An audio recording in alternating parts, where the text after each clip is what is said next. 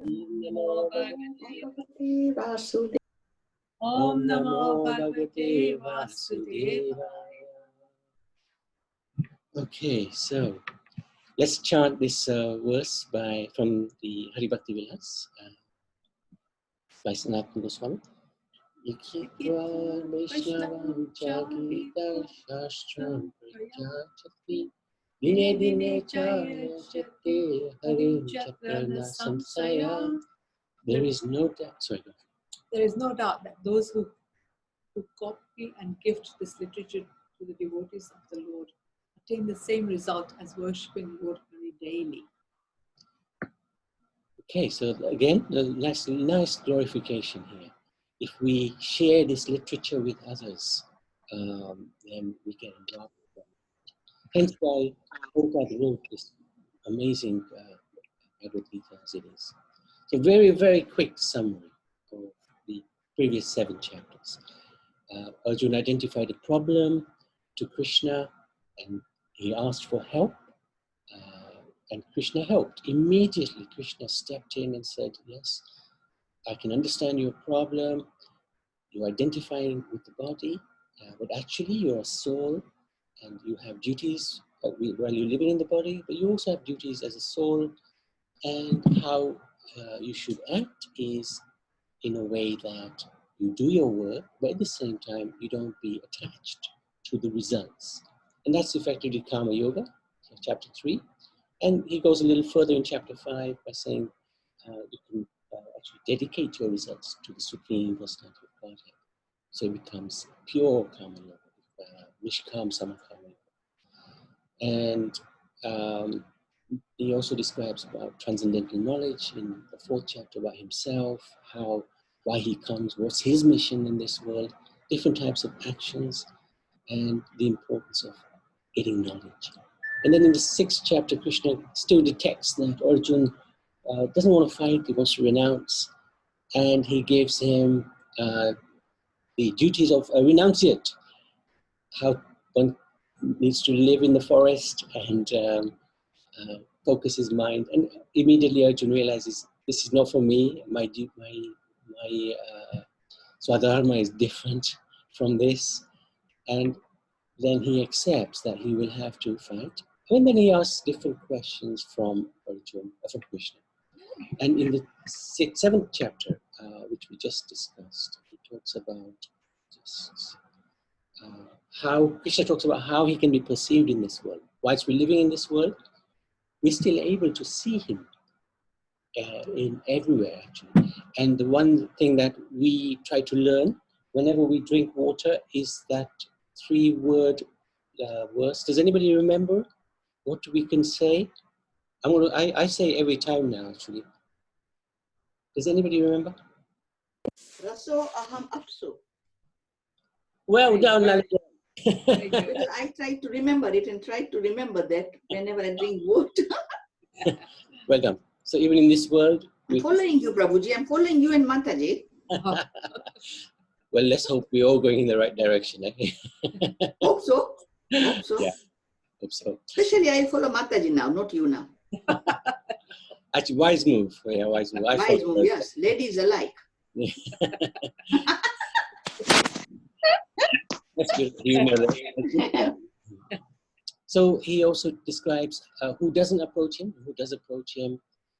So we can sort of see where we fit in that category and what the result is of worshipping other than him, the devatas, for example. Now, Arjuna asks a question because, chapter 8. Okay, so chapter 8 is all about Arjuna's inquiry. Because at the end of chapter 7, Arjuna asks, Krishna mentions Adi Atma, Adi Bhuta, Adi Devam, Adi Yagyam. And Arjuna immediately picks up on it and he asks him, what are all these terms? What do you mean by this? So then Krishna answers him quickly on 7 of the questions. And the 8th question, which he asked, which was very relevant, how can we remember you at the time of death? Krishna spends the rest of the chapter answering that one question. Very important question. So there are four themes in this chapter. Sometimes people ask, why do we focus so much on death? Well, death is inevitable. There's four things that are inevitable in this world: birth, death, old age, and disease. So death is an important subject matter, and it's not being morbid talking about death. It's being realistic, and actually, it's not a question. Death isn't necessarily something that is a bad thing, because the soul never dies. So it's important to understand this. The four themes are one, Arjuna asks questions, Krishna answers them. Then he focuses on this point about what happens at the time of death, which is very, very important. And then Krishna explains the destination of various spiritual practitioners. And he also describes what happens with yogis when they pass away at different times of the position of the sun, and the position of his devotee, what happens to them. So fascinating chapters entitled Attaining the Supreme, for good reason as well.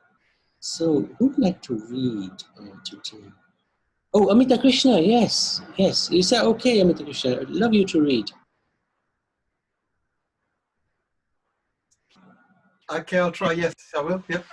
Thank you very much. Text 1. Arjuna inquired, O my Lord, O Supreme Person, what is Brahman? What is the self? What are fruitive activities? What is this material manifestation? And what are the demigods? Please explain this to me. Text 2. Who is the Lord of sacrifice, and how does he live in the body? O Madhusudana. And how can those engaged in devotional service know you at the time of death? Text 3. The Supreme Personality of Godhead said, the indestructible, transcendental living entity is called Brahman, and his eternal nature is called Adhyatma, the self. Action pertaining to the development of material bodies of the living entities is called karma, or fruitive activities. Text 4. O best of the embodied beings, the physical nature, which is constantly changing, is called Adibhuta, the material manifestation. The universal form of the Lord, which includes all the demigods, like those of the sun and moon, is called Adideva. And I, the Supreme Lord, represented as the Supersoul in the heart of every embodied being, am called Adhyatma, the Lord of sacrifice. Good. Okay, that's it. And there'll be one more, hopefully, if we get there. One more batch to read. Thank you, Amita Krishna. So now, questions actually are very, very important, especially in spiritual life. If we look at Bhagavad Gita, it's all about Arjuna asking different questions. Here we go again. He's asking questions. The Srimad Bhagavad Puran, which is 18,000 verses, it is simply questions and answers. The main characters in that epic scripture is Parikshit Maharaj and Sukadev Goswami. And Parikshit actually translates as examiner. Parikshit examined the philosophy. He questioned Sukadev Goswami. And one particular topic, he questioned Sukadev Goswami 3 times. Because until he was satisfied, he didn't let go. So it's very interesting how spiritual life isn't something which is, you just have to accept it blindly. It's not a good thing. Blind faith is actually dangerous, because blind faith means we haven't understood it, we've sentimentally accepted it, but not intellectually, not emotionally, or maybe emotionally, but not intellectually accepted it. But so questions are an indication of trying to understand the philosophy that's been explained and questioning it when we don't understand it. So we recommend, let me just check this out. Okay, we recommend questions. Very important to ask questions. So here, Arjun asked 7 questions, and they're all related to what is Brahman, what is the material manifestation, who are the devatas, what is sacrifice. And in 2 verses, text 3, text 4, Krishna gives the answers quickly. I'm not going to go through those answers. They're quite straightforward. I will share these slides so you have an opportunity to read. But what I wanted to focus on was the lesson. The lesson is that to learn from this is inquire. Always inquire. If you have a doubt, inquire. You may not want to raise your hand in a class and ask, fine, but you can still inquire from the person who's giving the class or other devotees where there are doubts. What happens when we inquire? 3 people benefit. The person who asks the question, of course, the one who answers, because in order to answer a question, you have to understand the philosophy and formulate the answer and give the answer and try to convince or try to answer in a proper way so that it is understandable. And of course, the audience benefits as well. Because it's guaranteed that whatever you're asking, many others are also have the same doubt. Now, one time, Bhaktisiddhanta Saraswati Thakur, he was giving a lecture, and somebody came to him and asked him a question. So he said to that person, before I answer your question, go to the kitchen and wash the pots, please. So this man, he went to the kitchen, he humbly washed all the pots, he came back, and Bhaktisiddhanta Saraswati asked him, so what is your question? And it's very humorous. The man said, actually, all my questions, all my doubts have been answered while I was washing the pots. So if we say to you, when you ask a question, go and wash the pots, it's not on the same basis. It's because we don't know the answer.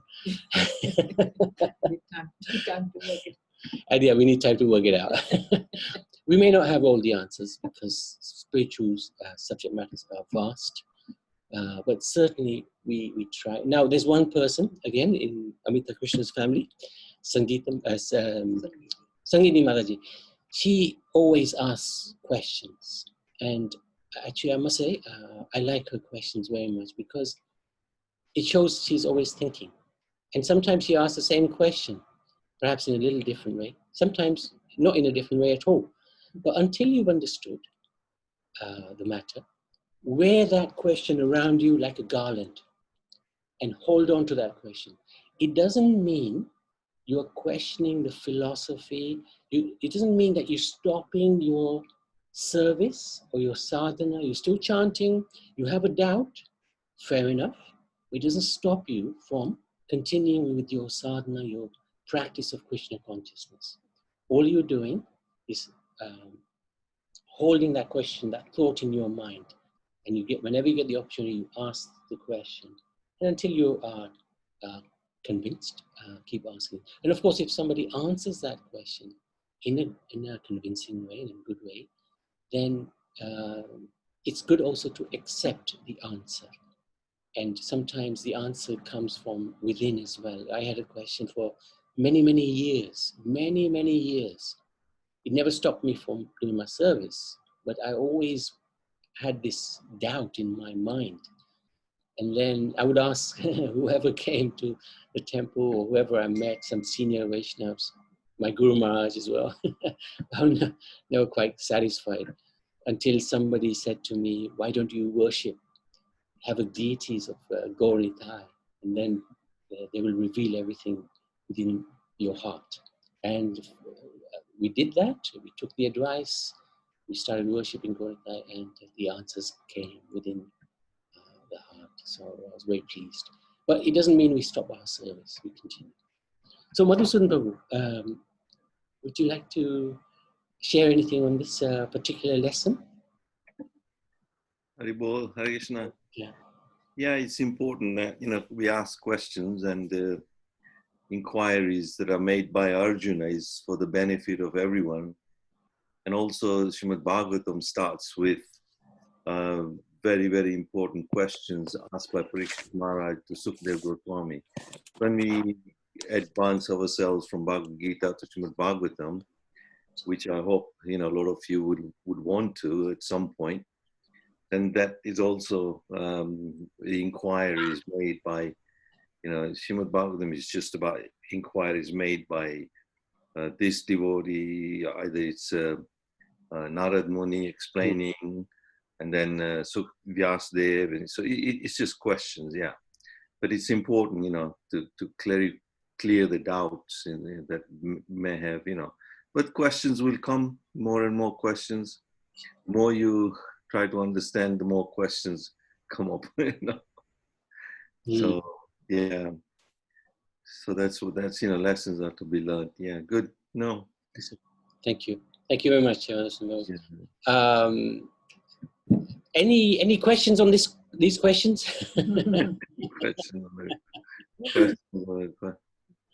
Anybody like to? Actually, is there any questions anybody has?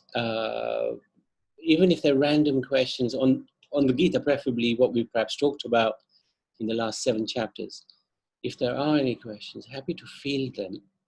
Shouldn't feel shy in not asking. You're very welcome to ask. Prabhuji? Yes, Naniben. Yes. I find difficult to understand the exact meaning of the transcendental, because sometimes it says that when you are praying, you believe yourself that you are on a transcendental platform with Krishna. I cannot understand that. Right. Transcendental basically means you are above these material modes. You're out of this world and into the transcendental world, the spiritual world. Like going beyond. Carry on. Transcending means going beyond, going past. So the material laws, material concepts, tamogun, rajogun, all these things affect. But then when you're not affected by it, then you're going beyond that. And that's what transcending means. Yeah. Okay. Makes sense. Okay. Yeah. And the advice is sensible, that actually when we're chanting, because I was reading about mantras, this mantra is not material names, they're spiritual names. Yeah. And if from the beginning of the chanting, we make a resolution that I am chanting spiritual names, and I'm going to try to engage with these spiritual names, because I am spiritual myself.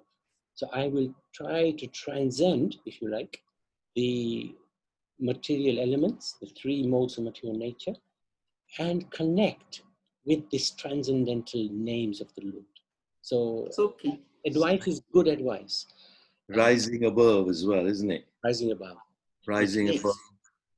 Yes. And like you said, when we think that there's sound is only in the material world, right? But there is spiritual sound as well, and obviously that is of a higher quality, because within the spiritual world there is every aspect that gets reflected into the material world, but it loses its reality. It's like, living in a virtual world, but at the real substance is actually within the spiritual world. Yeah. That's a very good point, actually, Madhusudan Babu, you made, because we have to try to understand that these holy names of the Lord, they come from the spiritual world directly, and they're not ordinary words put together. Sometimes, we may have this view that these are just words that we are chanting, but actually we are engaging with spiritual nature. And if we can sort of connect with that and appreciate that, we will also, it's like if you're riding a bicycle, you're quite slow. I remember first time we went to Vrindavan, we took a rickshaw, a cycle man. So he was riding the cycle and he was taking forever. And then he got hold of the lorry. There was something in the lorry. He just got hold of the lorry, and we were suddenly traveling at the speed of the lorry. So when we catch on to this holy name, which is transcendental, then we'll be traveling at the speed of the holy name towards the spiritual world. So very powerful. It's a really good question, Nariben. Also, Nabi, there is this understanding that activity just happens within the material world. But actually within the spiritual world, there is activity. But that activity is just like ever growing. And it's like Maharaj once tried to explain to me that, you know, it's like you have a piece of cake in the spiritual world, you cut it, but the whole the cake still remains complete. Prabhuji would like that. That's the spiritual world. You know, spiritual world, time is also different, because sometimes time within the material world is constant. You know, we feel the duration of it, like 1 second, we know 1 second, 1 hour. But within the spiritual world, time is there, but it's like elastic time, you know. Krishna can be here, and next minute he's a 16-year-old boy, and the next minute he's in Mathura and with the cows and with the cowboys, and he can actually move. Like, you know, it's a different concept. You know, we have to when we actually start to understand the transcendental nature of things, and that's why Krishna said in the Bhagavad Gita that my activities are divyam. Very nice point. And this point about time, we'll cover it later. But Yeah. Krishna says in the Bhagavad Gita, in the 11th chapter, that time I am the destroyer of all worlds. But in the spiritual world, time is there, but time serves the Lord. It's not that time is dictating. Here, time dictates, time destroys. Time controls us, yeah. Controls. But in the spiritual world, time is serving the Supreme Lord. So when it's convenient, time enters, and when it's not, time knows its place to where it needs to be. Thank you. So let's. Are there any more questions at all? Anybody's got anything that like to ask? Otherwise, we can move to the next theme of the Bhagavad Gita. Okay. So Amita Krishna Prabhu, would you like to continue reading?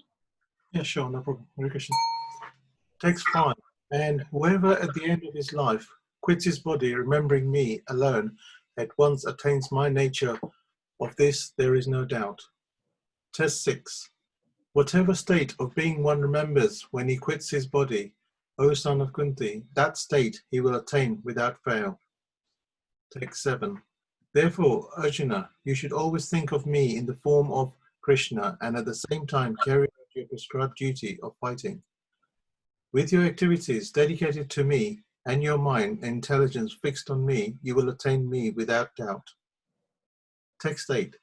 He who meditates on me as Supreme Personality of Godhead, his mind constantly engaged in remembering me, undeviated from the path, he, O Partha, is sure to reach me.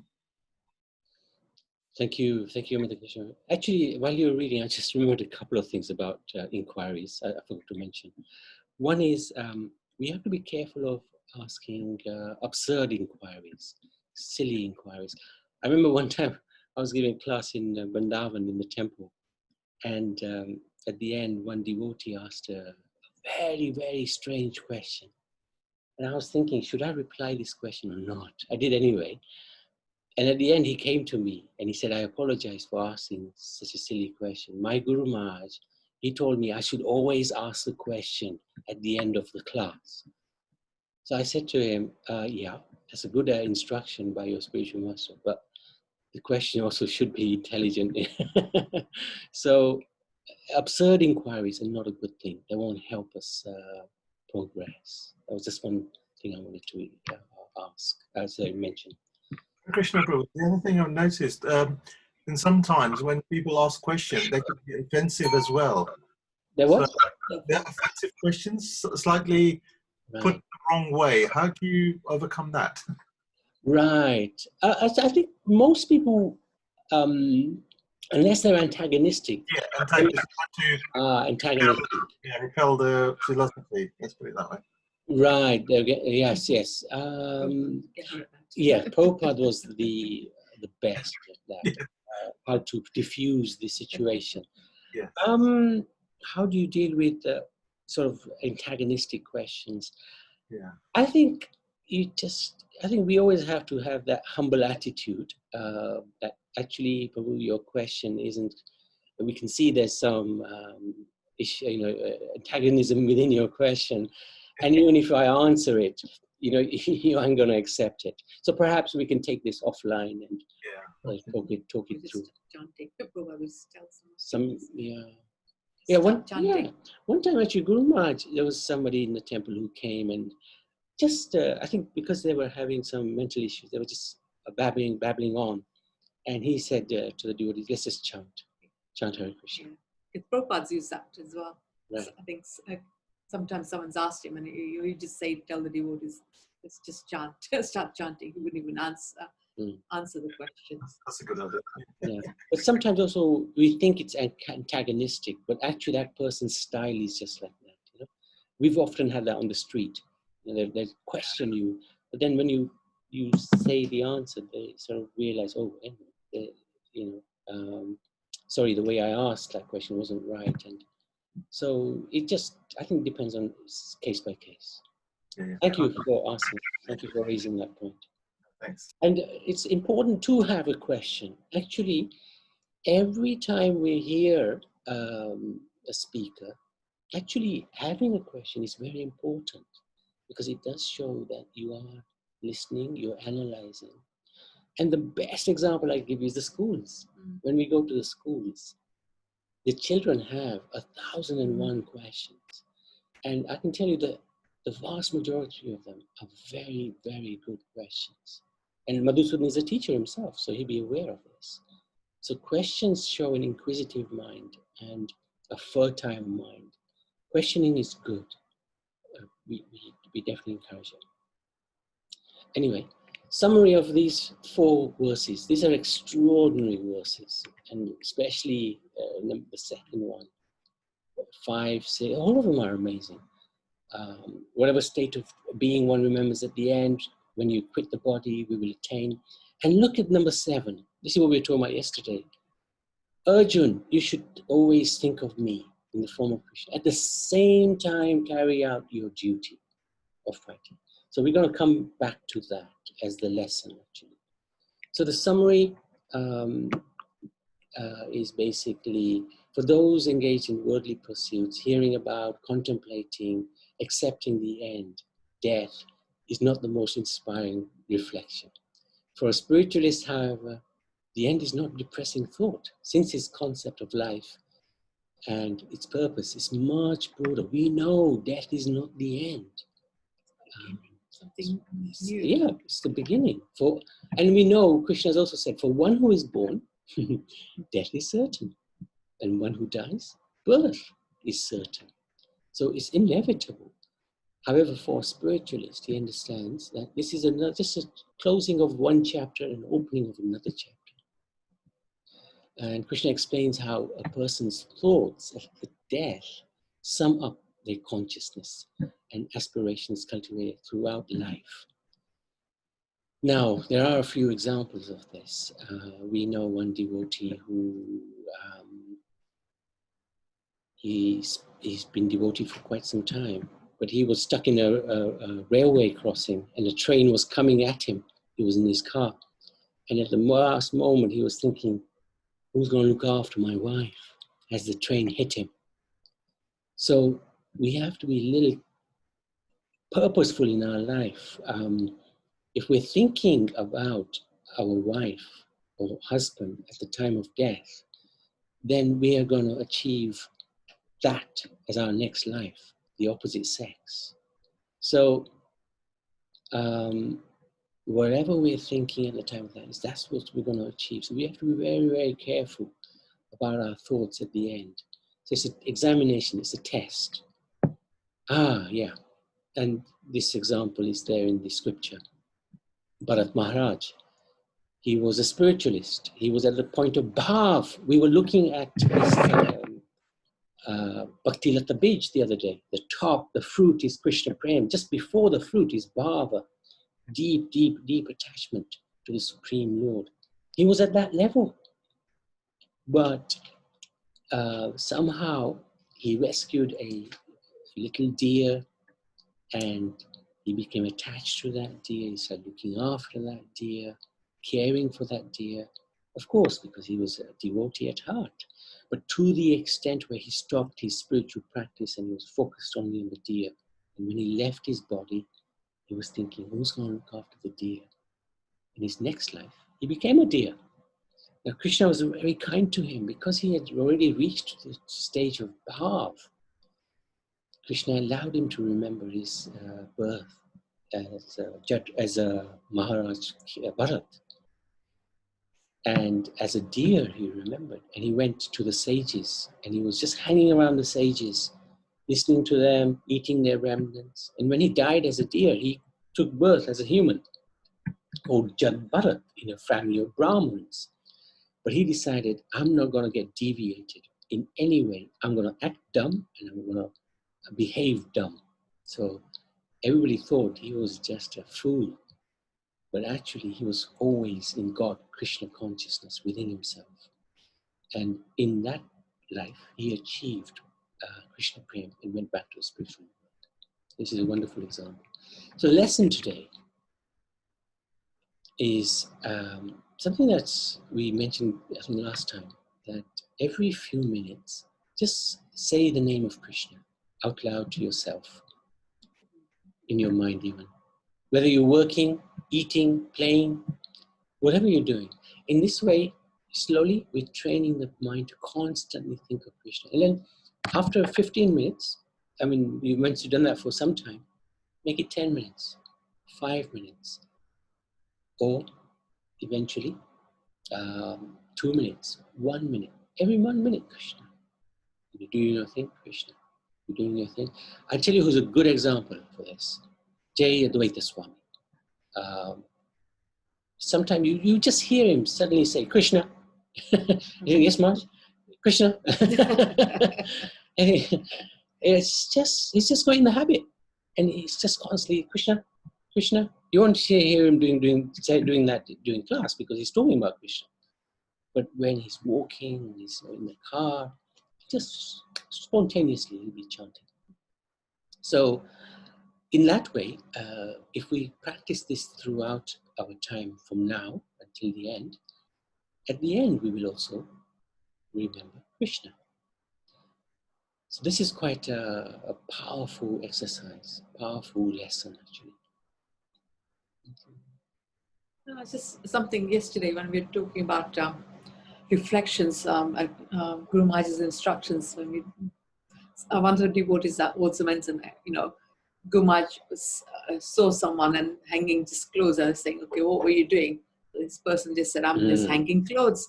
I said, okay, but you know what? You can be chanting Krishna while you're hanging clothes. Taking rubbish out, just be chanting Krishna. So that's where we need to be, whatever we're doing. And this is what our Guru will teach us as well. Yeah. Do your duty and at the same time think of Krishna. That's what Krishna said in the 6th verse of this chapter. Madhusudan Prabhu?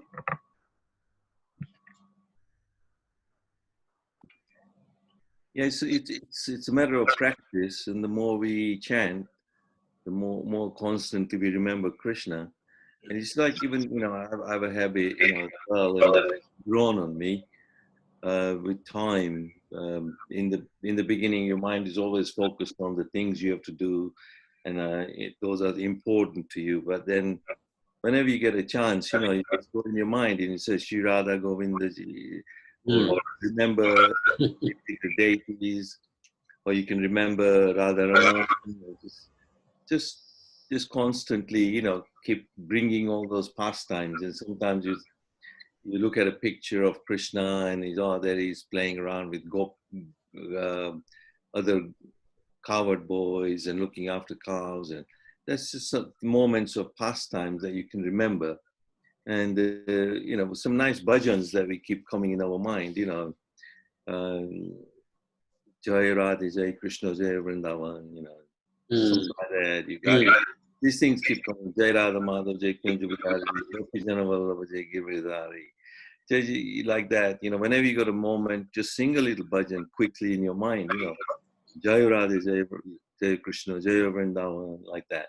So you're constantly remembering, and then this kind of grows in you, and the times when you suddenly want to start singing as well. It doesn't matter, you know, sing to yourself, you know, sing a nice bhajan to Krishna. Hare Hare Namo Krishna, Yadavaya Namo, Yadavaya Madhavaya, Kesvaya Namo, like that, you know. And then when we get into this habit, and in Srimad Bhagavatam, there is a verse where it says that some of these mantras that you can learn, like from Srimad Nrsimhadev prayer that we sing, some of those mantras that you can quite easily remember, when you constantly chant, that can save you from some of the most dangerous situations that may arise, even from your previous births, you know, and in future births we might take, who knows, at the time of death. When Krishna says at the time of death, it's not in our hands really, how we will die, what will condition will be, our situation will be, where our mind will be.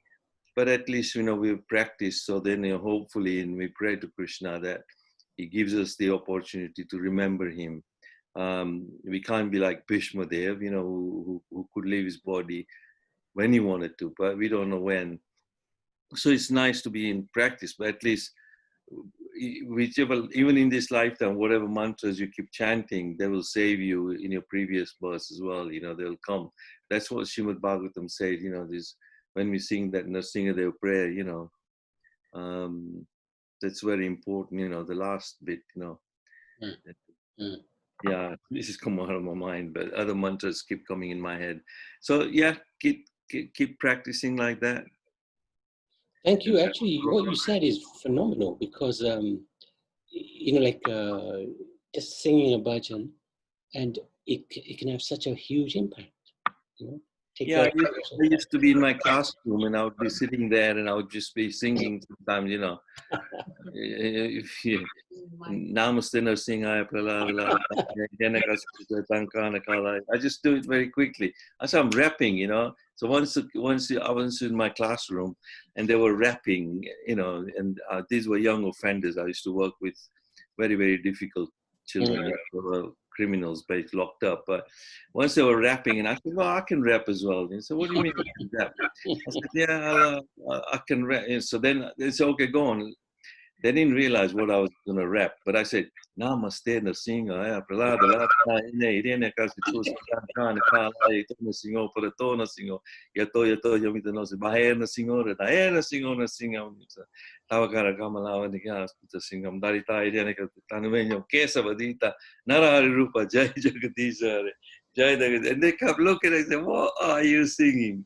I said, well, I'm rapping. It's in my own language. They didn't understand it, but they were listening to Narsinga prayer. Excellent. Oh, just have a laugh. So yeah, but that one, yeah, where it says Kesavadita Narahari Rupa Jai Jagadisha Jai Dagadisha. Just getting to practice, like saying a few mantras every now and like that, and you know, you go through life like that, and those mantras will save you. Very, very nice. Dangerous. Good realization. All right. Okay. Any questions? Any comments? And I know one person here, Geeta. She's got a wonderful appetite to learn bhajans. And she must have learned, I don't know, maybe 5, 6 so far. But every time you do a new bhajan, she's there learning it. So. Yeah, and I think for me personally, when I sing, when I'm learning, whether I'm learning a new bhajan or an old bhajan, I always feel good.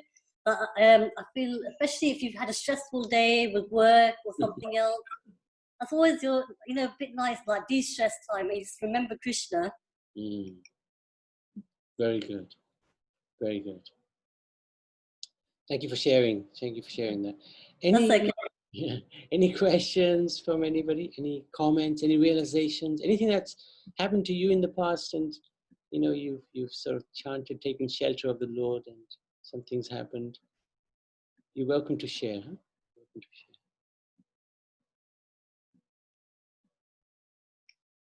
share. Okay. So we've gone through quite a few. This is a 33rd lesson. So at some point, we probably should do a quick revision of these lessons. I'm finding, oh, Naniben, yeah. Yeah, since chanting and getting a little bit more spiritually rather than materialistic, making an attempt to get up early so that I can finish my rounds. But I'm not getting as early as 4 o'clock, but trying to get up at just about before 6 o'clock, and which seems to be happening now without me putting an alarm on. So that is something, a positive outcome. Very positive. Yeah. Very good.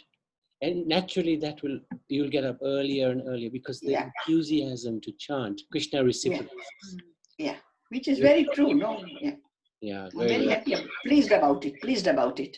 Yeah, it's a very positive sign. Yes, yeah. A positive sign. Thank you for sharing that. Very nice. So waking up at 5:45 or 6 is not early compared to others, but still early enough for me to finish everything before about 8 o'clock. Yes. Very good point. Very good point. Now, a lot of these lessons are, some of them are quite challenging, some of them are quite straightforward. And I think slowly, I know it's not possible to put all of them into practice immediately. But just like Nani Ben, whenever she drinks now, she chants that mantra. That is actually very nice because you're actually showing to Krishna that I'm making an effort. And what Krishna will do, he will make an effort towards us at the same time. And his effort, he can give it 10 hands. We've only got 2 hands, so he can really give a lot. We just got to keep taking steps towards him. So I hope devotees are taking some of these lessons seriously. I do appreciate we're not going to be able to put all of them into practice. And myself, I'm learning as well as we're going through this and putting these lessons into practice into my own life. So I think, Prabhuji, just a thought has just come up that it would be advisable. I know I don't know how many lessons are there, but when you reach up to certain level, we can have one sent by sort of email or whatever, and then we can laminate these lessons, and then we can correlate to that. Yeah, it's a good idea. Just the lessons. Yeah, it's a good idea. And what I'm finding, because I went through the lessons the other day, in fact, in total, there's 75 lessons throughout the whole Gita. Of course, there's millions more, but what we've identified, 4 per chapter, more or less. And I'm finding, as I'm going through the lessons, I'm also remembering the themes of the Gita, which is really good because the Gita is quite long. And if we can remember what Krishna said in the Gita, that's quite helpful as well. So maybe one day we'll do a little exercise on the lessons and how they relate to the themes of the Gita. So that way we also remember both the lessons and the themes as well. Yeah. Okay, thank you very much. If there's nothing else, we can chant the...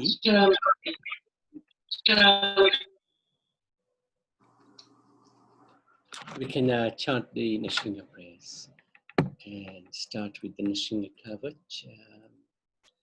Karuna Bandar, Mataji, very nice. Hare Krishna. Hare Krishna Maji, thank you very much.